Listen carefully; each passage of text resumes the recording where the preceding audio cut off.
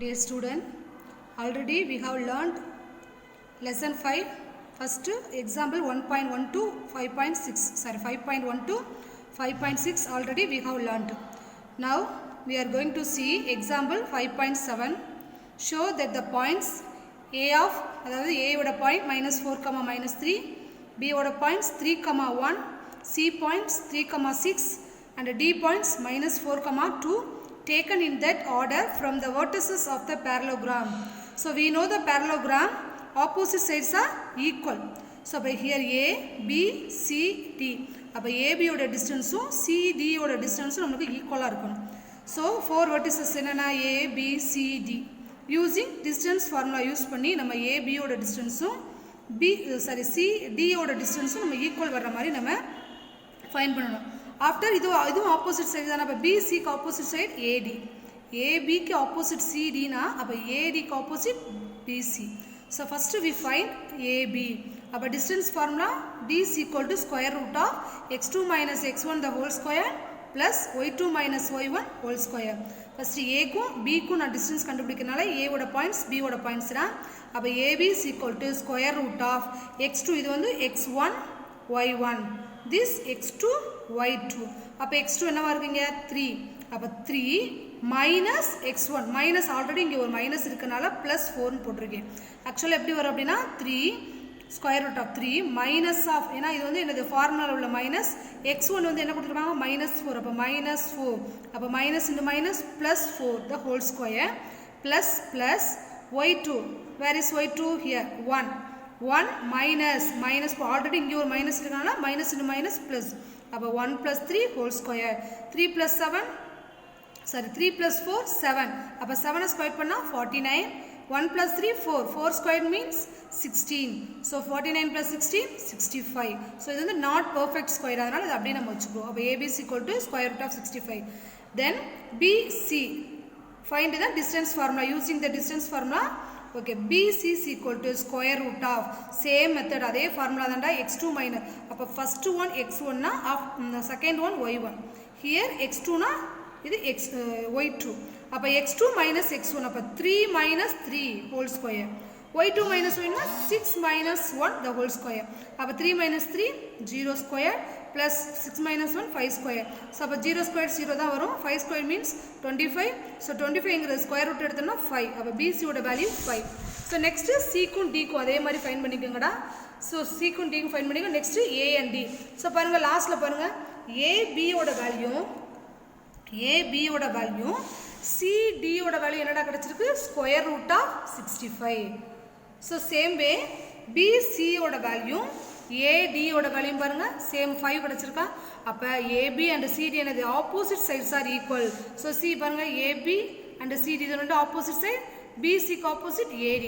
So அப்போ AB is equal to CD is equal to என்னது square root of 65. BCயும் ADயும் என்னது ஈக்குவலாக இருக்கனால என்ன வேல்யூ 5. ஸோ இது ரெண்டும் ஆப்போசிட் சைடு. அப்போ ஆப்போசிட் சைட்ஸ் ஆர் ஈக்குவலாக இருக்கனால தேர்ஃபோர் ஹென்ஸ் ABCDங்கிறது ஒரு parallelogram அப்படின்னு சொல்லிக்கலாம். ஓகே, ஸோ அது எல்லாமே நீங்கள் வந்து அதே டிஸ்டன்ஸ் ஃபார்முலா யூஸ் பண்ணி தான் நான் போட்டிருக்கேன். Okay, next one example 5.8. Calculate the distance between the points A of ஏவோட points 7, 3 and B which lies on the x-axis whose abscissa already சொல்லியிருக்கேன். abscissa அப்படின்னா எக்ஸ் கோஆர்டினேட்டை abscissaன்னு சொல்லுவோம். ஓகே, கோஆர்டினேட்டை வந்து நம்ம வந்து என்ன சொல்லுவோம், ஆர்டினேட் அப்படின்னா ஒய் ஆக்சிஸை சொல்லுவோம். ஆர்டினேட் அப்படின்னா ஒய் ஆக்சிஸ், அப்சிஸா அப்படின்னா எக்ஸ் ஆக்சிஸ். அப்போ B வந்து எக்ஸ் ஆக்சிஸில் லை ஆகுறதுனால அப்போ ஒய்க்கு என்ன வேல்யூ இருக்குன்னு நான் சொல்லியிருக்கேன் 0 கிடைக்கும். அப்போ ஏவோட பாயிண்ட்ஸ் ஆல்ரெடி கொடுத்துட்டாங்கடா. பியோட பாயிண்ட்ஸ் டைரெக்டாக கொடுக்காம அவங்க வந்து இன்டைரக்டாக கொடுத்துருக்காங்க. என்னது எக்ஸ் ஆக்சிஸில் லை ஆகுறதுனால அப்போ ஒய்யோட வேல்யூ என்னவா இருக்கும் 0 இருக்கும். அப்போ எக்ஸ் ஆக்சிஸ் வந்து அப்சிஸான்னு கொடுத்ததுனால சொல்லியிருக்கேன். அப்சிஸானா எக்ஸ் ஆக்சிஸ்னு அர்த்தம். அப்போ எக்ஸோட வேல்யூ என்னது 11. ஸோ எக்ஸ் ஆக்சிஸில் லை ஆகுறதுனால ஒய்க்கு வந்து வேல்யூ என்னது 0. ஸோ அப்போ ஏயும் பியும் நம்மளுக்கு கிடைச்சிருச்சு. டிஸ்டன்ஸ் யூஸ் பண்ணி distance between the two points, அதாவது இந்த 2 பாயிண்ட்டுக்கும் டிஸ்டன்ஸ் கேட்டிருக்காங்க. அப்போ ஏக்கும் பிக்கும் நம்ம டிஸ்டன்ஸ் ஃபார்முலா யூஸ் பண்ணி டிஸ்டன்ஸ் கண்டுபிடிக்க வேண்டியதான். D is equal to square root of x2 minus x1 the whole square plus y2 minus y1 the whole square. So x2க்கு எங்கே இது வந்து நம்ம x1 எடுத்துக்கிறோம், இது y1, here x2, here y2. அப்போ x2 நானது 11 minus 7. Next y2 minus y1 0 minus 3. இப்போ 11 minus 3 minus 4 plus 4 square plus இது வந்து மைனஸ் 3 ஸ்கொயர். அப்போ ப்ளஸ் 4 ஸ்கொயர் என்ன வரும் 16 மைனஸ் 3 ஸ்கொயர் 9. அப்போ என்னது ரெண்டையும் ஆட் பண்ணால் ஸ்கொயர் ரூட் ஆஃப் 25 கிடைக்கும். ஸோ இதுக்கு ஸ்கொயர் வேல்யூ எடுக்கும்போது நம்மளுக்கு என்ன கிடைக்கும் 5. அப்போ ஏபியோட வேல்யூ என்னது 5. டிஸ்டன்ஸ் என்னது டிஸ்டன்ஸ் ஆஃப் ஏபி என்னது 5. ஸோ இங்கே பி இங்கே வந்து டைரெக்டாக கொடுக்காம இன்டைரக்டாக கொடுத்துருக்காங்க. எக்ஸ் ஆக்சிஸ் வந்து எக்ஸ் ஆக்சிஸில் லை ஆகுறதுனால ஒய்யோட ஆன்சர் 0. இப்போ suppose lies on the Y axis கொடுத்தானா எக்ஸுக்கு நம்ம 0 கொடுக்கணும். Next example 5.9. Find the value of A such that PQ is equal to QR where PQR are the points whose coordinate are, அதாவது whose coordinate na P ஓட points, Q ஓட points, R ஓட points. So P ஓட points என்னது 6, -1, Q ஓட points 1, 3, R ஓட points A, 8. இந்த A தான் நம்ம ஃபைண்ட் பண்ண போறோம். ஆல்ரெடி ஒரு given condition என்ன கொடுத்திருக்காங்க அப்படினா PQ ஓட டிஸ்டன்ஸும் QR ஓட டிஸ்டன்ஸும் ஈக்குவல்னு சொல்லிட்டு நம்ம ப்ரூஃப் பண்ணனும். சோ இதில இருந்து நம்ம A ஓட ஆன்சர் நம்ம ஃபைண்ட் பண்ணிடலாம். இப்போ பாருங்க டிஸ்டன்ஸ் ஆஃப் PQ, P க்கும் Q க்கும் நம்ம டிஸ்டன்ஸ் கண்டுபிடிக்கணும்டா. So using the formula distance formula x2 - x1 the whole square y2 - y1 the whole square. So இந்த இருக்கு PQ. அப்ப here x1 here y1 இது x2 னா y2. அப்ப x2 இந்த இருக்கு பாருங்க x2 என்னது 1 minus 6 the whole square. y2 ங்கிறது 3 minus அப்ப ஆல்ரெடி ஒரு மைனஸ் இருக்கனா plus 1 the whole square வரும். அப்ப இது ரெண்டையும் சால்வ் பண்ண அப்படினா -5 கிடைக்கும். இது ரெண்டையும் சால்வ் பண்ணா 4 ஸ்கொயர். சோ சிம்பிளிஃபை பண்ணனா இது வந்து என்னது √41 கிடைக்கும். 41 அப்படிங்கிறது நாட் பெர்ஃபெக்ட் ஸ்கொயர், அதனால அப்படியே நம்ம போட்டுருவோம். நெக்ஸ்ட் என்ன கண்டுபிடிக்கணும் QR ஓட டிஸ்டன்ஸ் கண்டுபிடிக்கணும். QR அப்படிங்கறப்ப Q ஓட பாயிண்ட்ஸ் 1, 3, R ஓட பாயிண்ட்ஸ் A, 8. அப்ப QR is equal to square root of x2 minus x1 வரும். இது வந்து x1 இது y1 x2 y2. அப்ப x2 minus x1 தான். அப்ப A minus 1 the whole square plus y2 minus y னா 8 minus 3 the whole square. அப்ப A minus 1 the whole square 8 minus 3 னா 5 square. சோ இது வந்து என்னது எதுவுமே சிம்பிளிஃபை பண்ண முடியாதனால அந்த 5 ஸ்கொயரை மட்டும் சிம்பிளிஃபை பண்ணி 25 ன்னு போட்டேன். சோ given நமக்கு என்ன கொடுத்திருக்காங்க இது ரெண்டும் ஈக்குவல். அப்ப இது ஆல்ரெடி ஃபைண்ட் பண்ணிட்டோம். PQ வும் QR ஓட டிஸ்டன்ஸ் ஃபைண்ட் பண்ணியாச்சு. அப்ப PQ க்கு பதிலா √41, QR க்கு பதிலா square root of A minus 1 the whole square plus 25. So இது வந்து அந்த பக்கம் இருக்கு. ஏனா A ஓட வேல்யூ தான் நம்ம ஃபைண்ட் பண்றதுனால இந்த ரைட் சைடுல இருக்கிறது நான் லெஃப்ட் சைடா மாத்தி இருக்கேன். அப்ப ஸ்கொயர் ரெண்டு பக்கமே என்ன வரும் ஸ்கொயர் இருக்கிறதுனால ஸ்கொயர் ஆன் போத் சைடு ரெண்டு பேருமே ஸ்கொயர் பண்ணிடுவோம். ஸோ ஸ்கொயர் பண்ணும்போது இந்த ஸ்கொயரும் கேன்சல் ஆயிடும். அப்போ பேலன்ஸ் இருக்கிறது A minus 1 the whole square plus 25 equal to 41. So we want this one A part தான் நமக்கு வேணும். அப்போ 25 இந்த பக்கம் போய் என்ன வரும் மைனஸ். அப்போ A minus 1 the whole square is equal to so ரெண்டையும் சப்ராக்ட் பண்ணா 16. ஸோ மறுபடியும் என்னது ஸ்கொயர் வேல்யூ இருக்கிறதுனால ரெண்டு பக்கமே என்னது ஸ்கொயர் ஆன் போத் சைடு ரெண்டு பக்கமே ஸ்கொயர் எடுக்கும்போது என்ன ஆயிரும் இது ஆல்ரெடி ஒரு ஸ்கொயர் எடுக்கும்போது இந்த ஸ்கொயரும் இந்த ஸ்கொயர் வேல்யூயும் கேன்சல் ஆயிடும். அதாவது ஆக்சுவலா இப்படி வரும் A minus 1 the whole square is equal to √16 வரும். ஸோ இந்த ஸ்கொயருக்கும் இந்த ஸ்கொயர் கேன்சல் ஆயிடும். அதான் இந்த A minus 1 the whole square is equal to √16க்கு நம்ம என்ன எடுக்கும்போது என்னடா வரும் இப்போ √16 அப்படிங்கிறது இப்போ பாருங்களேன் +4ஐயும் ப்ராடக்ட் பண்ணாலும் நமக்கு 16 தான் கிடைக்கும். அதே இது -4 × -4னாலும் என்ன தான் கிடைக்கும் நமக்கு ஆன்சர் 16 தான் கிடைக்கும். அதனால தான் அந்த இடத்துல என்னது ஸ்கொயர் ஆன் போத் சைடுங்கிறப்ப 16க்கு ஸ்கொயர் வேல்யூ எடுக்கும்போது +or-4 ஏன்னா இங்க இருந்து ஒரு +4ம் வரும் -4ம் வரும். அதனால தான் +or-4 எடுத்திருக்கேன். அப்ப A minus 1ங்கிறது equal to 4 +4 ன்னு எடுத்துக்குறோம். அப்ப A is equal to -1 இந்த பக்கம் போயில +1. அப்ப A is equal to 5. இத -4 ன்னு எடுத்துக்கிறேன் ஃபர்ஸ்ட். +4 க்கு எடுத்துட்டு A ஓட வேல்யூ ஃபைண்ட் பண்ணிருக்கேன். ஆஃப்டர் மைனஸ் எடுத்துக்கிட்டு A க்கு வேல்யூ ஃபைண்ட் பண்ணிருக்கேன். அப்ப -4 இருந்தா A க்கு என்ன வேல்யூ வருது -3 வரும். ஏன்னா -1 இந்த பக்கம் போயில +ஆ மாறிடும். சப்ராக்ட் பண்ணும்போது -3. ஸோ இது வந்து நெகட்டிவா இருக்கிறதுனால அவங்க ஆல்ரெடி கொடுத்துட்டாங்க. என்ன கொடுத்துருக்காங்க ஃபைண்ட் த A ஓட வேல்யூ தான் கேட்டிருக்காங்க. இது வந்து நெகட்டிவா இருக்கிறதுனால நம்ம பாசிட்டிவ் வேல்யூ எடுத்துக்கிறோம். அப்போ A is equal to 5. இந்த 5 பாசிட்டிவ் வேல்யூ மட்டும் நம்ம நெகட்டிவ் வேல்யூ தேவையில்லை. அப்போ A is equal to 5. So இந்த இடத்துல √16க்கு எப்போவுமே இங்கே ஒரு ஸ்கொயர் வேல்யூ எடுக்கும்போது ++4னாலும் ரெண்டுமே ப்ளஸ்ஸாக இருந்தாலும் 60 தான், ரெண்டுமே மைனஸாக இருந்தாலும் 60 தான். அதனால தான் இந்த இடத்துல என்னது +or-4 +4ம் வரும் -4 வரும். ஸோ +4க்கு A ஓட வேல்யூ 5, -4க்கு A ஓட வேல்யூ -3. ஸோ இங்கே நெகட்டிவ் வேல்யூ இருக்கனால நம்ம A ஓட பாசிட்டிவ் வேல்யூ மட்டும் எடுத்துருக்கோம். ஓகேவா? So example 5.10 after we will learn example 5.11. Show that 4,3 is the center of the circle passing through the points 9,3, 7, -1, -1,3. Find it the radius. அதாவது இந்த மாதிரி ஒரு சர்க்கிள் இருக்குடா. சர்க்கிளோட சென்டர் பாயிண்ட்டுக்கு வந்து நேம் வந்து நான் பீன்னு கொடுத்துருக்கேன். அந்த பீயோட பாயிண்ட் தான் என்ன கொடுத்துருக்காங்க 4,3. இந்த சென்டருடைய பாயிண்ட்டை நான் பீன்னு எடுத்திருக்கேன். அப்போ பி ஆஃப் 4,3 தான் என்னது சென்டர் பாயிண்ட். ஸோ இதுலேருந்து என்ன ஆகுதா பாசிங் த்ரூ த பாயிண்ட்ஸ். இதுலேருந்து பாயிண்ட்ஸ்லாம் என்னது பாஸ் ஆகுது. என்னது இது ஏ பாயிண்ட்ஸ் எடுத்துக்கிறோம், இது ஒரு பி பாயிண்ட்ஸு, ஸோ இது வந்து சி பாயிண்ட்ஸ்னு எடுத்துக்கிறோம். அப்போ இது ஒரு சர்க்கிள் அப்படின்னா இதோட சர்க்கிளுடைய சென்டர் அப்படின்னா இது எல்லாமே என்னடா ரேடியஸ் தானே. அப்போ ஆல் ரேடியஸோட வேல்யூ ஈக்குவலாக தானே இருக்கும். அதனாலதே பிஏயோட ரேடியஸும் ஒரே வேல்யூ தான். பிஏ அண்ட் பிபி பிசி இது எல்லாமே ரேடியஸ் இருக்கனால சர்க்கிளை பொறுத்த வரைக்கும் ரேடியஸ் எல்லாமே ஈக்குவலாக தான் இருக்கும்.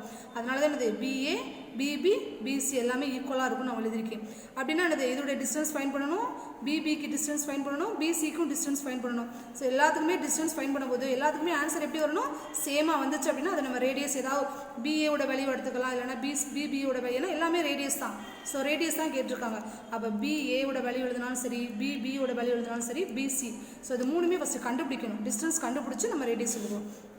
அப்போ பி ஆஃப் 4,3ங்கிறது சென்டர் பாயிண்ட்டு, ஏபிசிங்கிறது எது கொடுத்துருக்குற பாயிண்ட்ஸ். ஓகே, அது எல்லாமே அந்த சர்க்கிளில் பாசிங் ஆகக்கூடிய பாயிண்ட்ஸு. அப்போ பிஏ பிபி பிசி எல்லாமே ரேடியஸாக இருக்கிறனால இது எல்லாமே ஈக்குவல் அப்படின்னு நம்ம எழுதியிருக்கோம்.